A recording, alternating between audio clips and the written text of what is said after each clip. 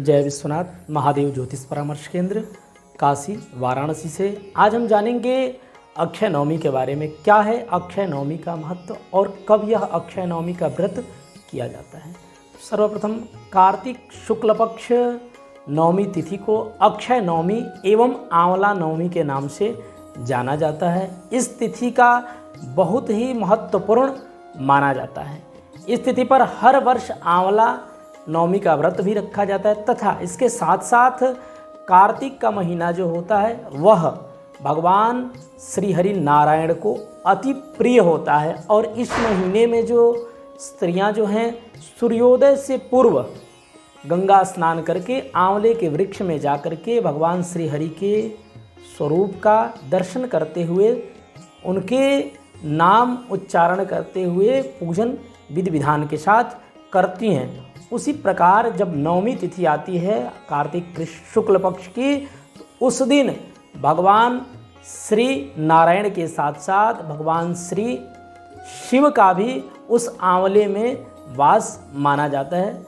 और उसके साथ साथ ऐसी कथा है कि अक्षय नवमी जो है जिसका क्षय कभी भी नहीं होता, इस दिन जो हम जिस भी प्रकार का पुण्य करते हैं वह उसका कभी भी जन्म जन्मांतर में क्षय नहीं होता। इस निमित्त इस दिन विशेष करके भगवान का आराधना करने का दिन माना गया है। अक्षय शुभ सौभाग्य और समृद्धि के साथ साथ लक्ष्मी का प्रतीक माना जाता है। अक्षय तिथि पर पूजन अर्चन करने से व्यक्ति को सभी पापों से मुक्ति मिलती है। इसके अलावा व्यक्ति को आरोग्यता सुख समृद्धि की प्राप्ति होती है तथा घर में हमेशा सुख समृद्धि बनी रहती है। अक्षय नवमी पर विशेष करके स्नान करने के बाद आंवले के वृक्ष के नीचे जाकर के श्री हरि नारायण के स्वरूप का दर्शन करते हुए पूजन करने से, आंवले के नीचे बैठ करके और उस दिन दान करने से बहुत अधिक फल की प्राप्ति होती है। विशेष करके पूजन में उस दिन आंवले का दान किया जाता है तथा कुष्मांड का गुप्त दान किया जाता है। उसमें कुछ स्वर्ण या चांदी या कोई भी द्रव्य डाल करके और संकल्पित करके गुप्त दान किया जाता है, जिससे कि मनोवांछित फल की सिद्धि होती है।